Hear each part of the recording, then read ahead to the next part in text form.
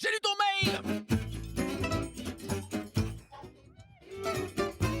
Hello, hello, bienvenue dans Productif et Serein, l'émission des gens productifs et sereins. Bonjour Geoffrey, bonjour Jean-Philippe. Salut Romain, salut Jean-Philippe, bonjour à tous. Bonjour à tous. Et nous sommes toujours sur notre série sur la procrastination, parce qu'il n'y a pas de raison de faire ça vite, d'abord. Non, mais c'est parce qu'il y a plein de choses à dire, et donc cette fois-ci, Geoffrey, on t'écoute, parce que là je crois qu'on va être un petit peu sur le côté outils, quand même. Enfin il me semblait qu'on avait déjà partagé quelques outils, oui. Mais après... Je taquine. Je te laisserai écouter les épisodes précédents, si besoin. À moins que tu le fasses demain. C'est ça. L'art est facile. Non, l'art est difficile, pardon. Bref. Et on va conclure, parce que je sens, Romain, que ta capacité de patience touche à son but sur cette thématique. Donc, nous allons faire l'épisode, ce dernier épisode qui conclut cette série sur la procrastination. Donc, on a déjà vu pas mal de choses, définition, pourquoi, comment on procrastine.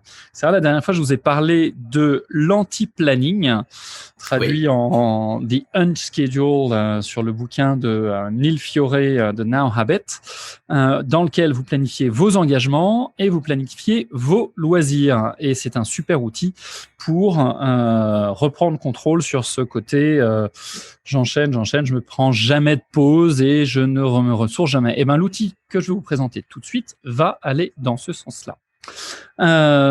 Il y a un côté un peu pernicieux de la procrastination qui s'invite très très facilement dans notre manière de fonctionner. Je vais vous donner un exemple.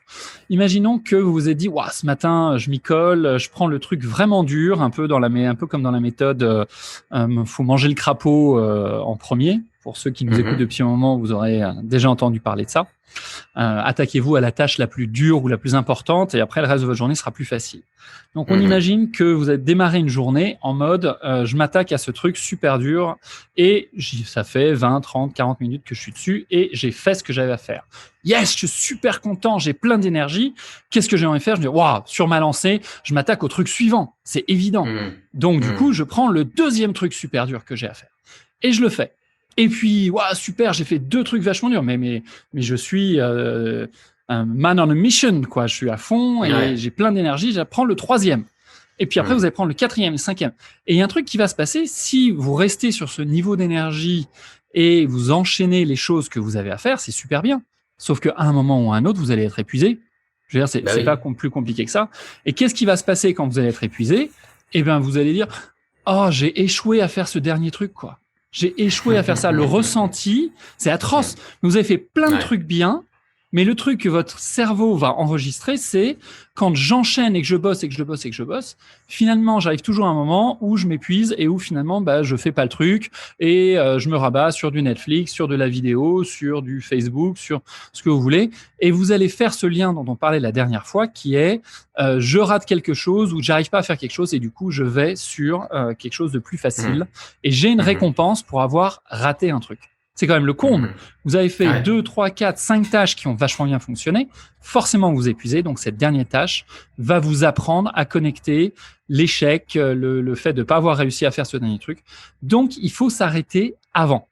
Et ça, c'est super important. C'est de s'arrêter, pas au moment où vous échouez, mais de s'arrêter avant. Vous avez fait un truc, génial. Vous avez l'énergie pour faire un deuxième? Peut-être. Et stop. Et donc, l'outil que je vous propose, c'est celui-ci. Il va toucher un petit peu à la méditation de pleine conscience. C'est l'idée de se faire, entre chaque tâche, une micro-pause de quelques secondes, de s'arrêter, de se mettre droit et de souffler et de se remettre dans le moment présent. C'est génial, vous avez fait un super truc. C'est canon. Maintenant, on prend 2 secondes, vous faites des grandes inspirations. Je suis certainement pas instructeur en méditation de pleine conscience, donc je vais pas vous le faire en live, mais je suis sûr qu'on pourra trouver et que vous trouverez plein d'outils, d'applis, que ça soit la respiration sur votre montre avec Apple ou d'autres, etc. 30 secondes, 2 minutes, pas plus que ça. Et après avoir fait une tâche, je vais me prendre 30 secondes à 2 minutes pour respirer, me recentrer, me mettre dans le moment présent. Et une fois que je vais avoir fait ça, je vais pouvoir être en capacité de vraiment décider, est-ce que je prends une tâche suivante ou est-ce que c'est le moment de me faire une pause pour me récompenser? Voilà. Et le fait de suspendre un peu ce dont on parlait dans un des épisodes précédents sur la procrastination, mais de suspendre cette décision quelques instants va permettre de la faire en pleine conscience. Et du coup, quand je prends cette décision en pleine conscience, j'ai beaucoup plus de choix. Romain, tu voulais intervenir? Non, c'est juste ça. En fait, c'est prendre conscience entre chaque tâche, quoi. Je fais quelque chose, je m'arrête, je prends conscience autour de moi de ce qui se passe en moi, etc. Et éventuellement, je m'attelle à la deuxième si j'estime que je suis en situation de pouvoir. Absolument, c'est tout à fait ça. Et là, on rejoint vraiment le côté accro au travail, workaholic, qui enchaîne sans jamais se donner une pause, sans se ressourcer et sans même se poser la question de est-ce que la priorité sur laquelle je vais m'atteler, c'est bien la bonne? Voilà. Et on s'aperçoit que quand on prend ces 30 secondes, 2 minutes de pause entre deux tâches, on abat beaucoup plus de travail pertinent. Parce que finalement, la question, elle tourne à ce niveau-là. C'est est-ce que ce que je vais faire, c'est ce qui est pertinent ou est-ce que je vais faire des trucs qui sont complètement accessoires et annexes? Voilà.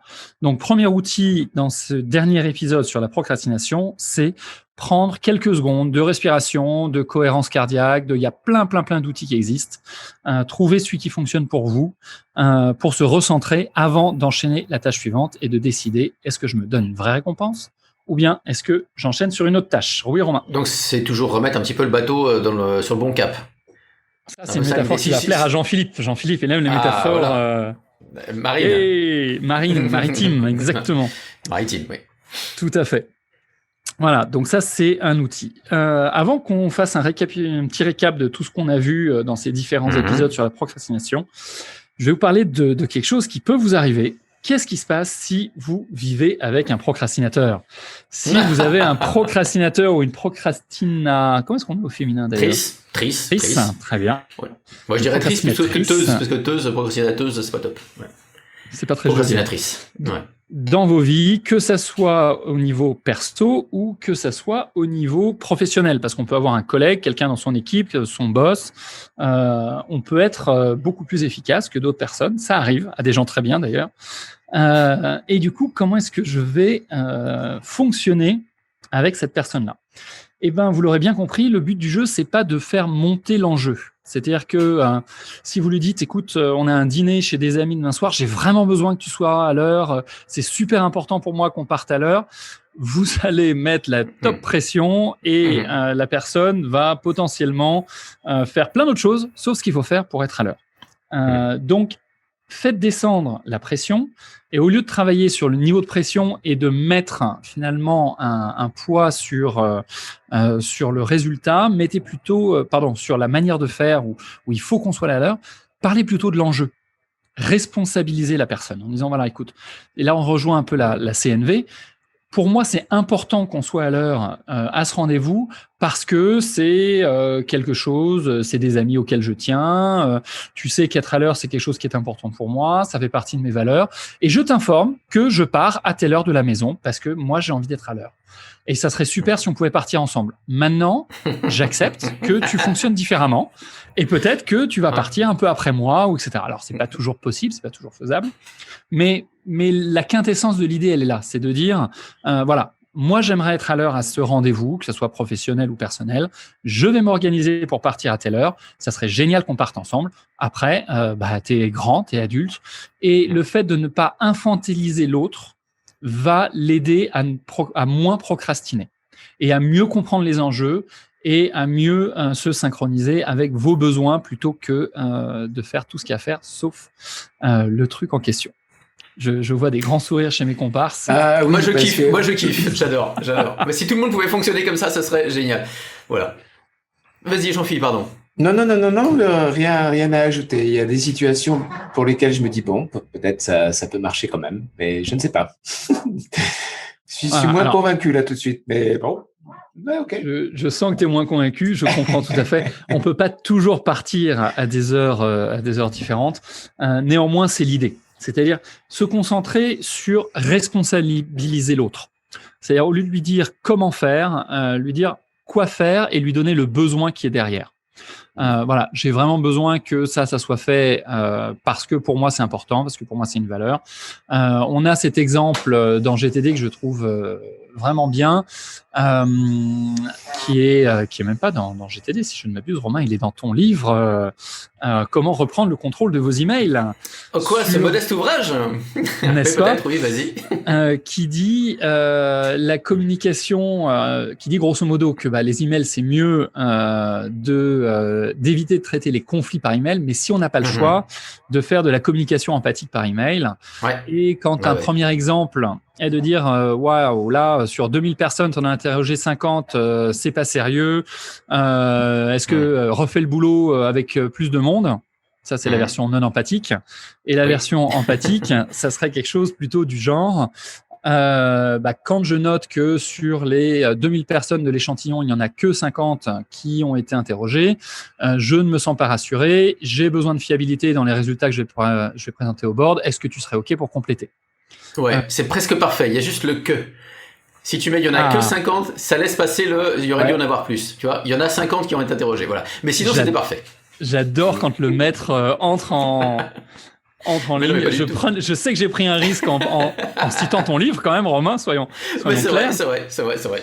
Mais je note la contribution et je ferai mieux la prochaine fois avec grand plaisir. Je démarrerai une fois de plus pour affiner mon art. Voilà, et c'est l'enjeu du procrastinateur qui est dans votre équipe ou qui partage votre vie, c'est un petit peu ça. C'est de dire, voilà, je partage le besoin au lieu de partager le comment faire. Le procrastinateur, il a un problème de pression. C'est-à-dire que plus on lui met la pression et plus il a développé cette méthode de procrastination pour se défendre contre cette pression, se défendre contre l'autorité, défendre son intégrité. Donc ça va super loin, ça va chercher très très loin la procrastination. Donc plus vous allez lui coller de pression en disant je compte sur toi, il faut que ça soit fait, on n'hésite pas, on lâche rien, etc. Et plus vous allez faire monter la pression, plus vous allez mettre la planche dont on a parlé au premier épisode en haut entre les deux bâtiments. Et il y a un truc qui est fou, c'est que si vous avez un procrastinateur dans votre entourage, peu importe ce que vous lui dites, vous allez jamais être aussi bon que lui pour se faire monter la pression. Donc, vous allez lui donner le marchepied, le démarrage pour que lui-même se mette la pression encore plus que tout ce que vous allez pouvoir faire. Donc, finalement, la solution, elle n'est pas là. Elle n'est pas dans le fait de mettre la pression. Elle est dans le fait de rassurer, de lui confirmer que qui il n'est pas attaqué par le résultat de il va pas être jugé. Moi, il y a une phrase que j'aime bien qui est « Qui suis-je pour juger ?» Je veux dire, que ça soit vous-même ou que ça soit les autres. Chacun fait de son mieux en fonction, et ça c'est un postulat de base de la PNL, mais chacun fait de son mieux en fonction des situations dans lesquelles on est. Donc voilà, rassurez-le, essayez de ne pas le juger, donnez-lui les outils et les rendus qui soient factuels. J'ai besoin qu'on parte à telle heure. Pour moi, c'est important d'être à l'heure. Et tout ça, et ça va l'aider à mieux gérer sa procrastination. Romain, tu voulais alimenter quelque chose ou pas? Non, c'est plus une remarque sardonique, je dirais. Comment fait du coup un anxieux qui vit avec un procrastinateur?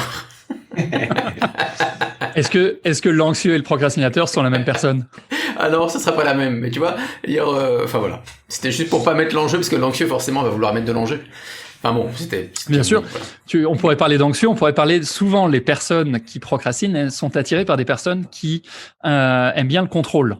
C'est ça qui est hyper intéressant. C'est qu'on voit, et ça se ressent en coaching dans les personnes que je peux rencontrer, les gens qui ont tendance à procrastiner sont attirés par des personnes qui ont un besoin de contrôle, parce qu'ils voient en elles ce côté qu'ils aimeraient avoir. Donc, on est toujours attiré par quelque chose chez l'autre qu'on n'a pas forcément naturellement. Et inversement, les personnes qui aiment le contrôle sont attirées par les procrastinateurs dans le sens mais comment il fait pour être détendu sur ce truc-là alors que moi je l'aurais démarré il y a 3 semaines? C'est pas possible. C'est ça. Et on pourrait parler du double cadran d'Hoffman, mais qui est un outil fabuleux pour faire émerger tout ça. Mais on laissera ça pour un prochain épisode éventuellement. Un nouvel épisode. Teasing pour un autre épisode, exactement. Voilà, donc, pour les anxieux, j'ai une petite phrase que je voulais vous partager, et je laisse exceptionnellement une citation du livre le plus vendu au monde, c'est-à-dire de tous les temps, la Bible. Et dans la Bible, il est noté « D'ailleurs, qui de vous peut, à force d'inquiétude, prolonger son existence, ne serait-ce que de quelques instants ?» Voilà, ça c'est la petite phrase pour les anxieux, en disant ce qui va avec une phrase que j'aime beaucoup, qui dit ne prenez pas la vie trop au sérieux. De toute façon, c'est pas comme si vous alliez vous en sortir vivant. Et oui, ça rappelle, c'est Bourvil qui chantait ça aussi. Dans la vie, faut pas s'en faire. Voilà, exactement. Donc, remettons un peu l'église au milieu du village en disant voilà, rationalisons, on se détend, et vous allez voir que les procrastinateurs et les anxieux peuvent très bien cohabiter. Les procrastinateurs et les personnes qui ont besoin de contrôle peuvent très bien fonctionner ensemble, à partir du moment où chacun arrive à comprendre comment un petit peu fonctionne l'autre. Éviter de mettre de l'enjeu là où il y en a pas, et parler plus des besoins et du résultat que du comment faire. Donc, ce qu'on a vu dans cette série, si on passe sur la conclusion de cette série d'épisodes, c'est sur la procrastination, et je vais résumer vraiment sur les outils, c'est changer le langage. C'est-à-dire, au lieu de dire il faut que je fasse, je dois faire, je choisis de faire. Au lieu de se dire il faut que je finisse, c'est je commence. Ah. Donc, vraiment, changer le langage, parce que vous allez voir que ça va changer plein de choses. Deuxième élément, pour apprendre comment est-ce que je fonctionne, je me fais mon petit journal de procrastination. Et au bout d'une semaine ou deux, je vais mieux comprendre à quel moment, quelle tâche, qu'est-ce que je me dis à moi-même, qu'est-ce que je dois faire évoluer. Donc, c'est un outil qui me permet de mieux comprendre comment est-ce que je fonctionne, comment est-ce que je procrastine. Petit point là-dessus. Ouais, bien sûr. Merci. C'est juste merveilleux de réécouter son verbatim, en fait. Qu'est-ce qu'on se raconte? C'est quoi son théâtre mental quand la tâche nous paraît tellement insurmontable que on s'y met pas. Et se réécouter parler, c'est-à-dire soit on le réécrit, peut-être même on peut s'enregistrer sur un dictaphone, etc.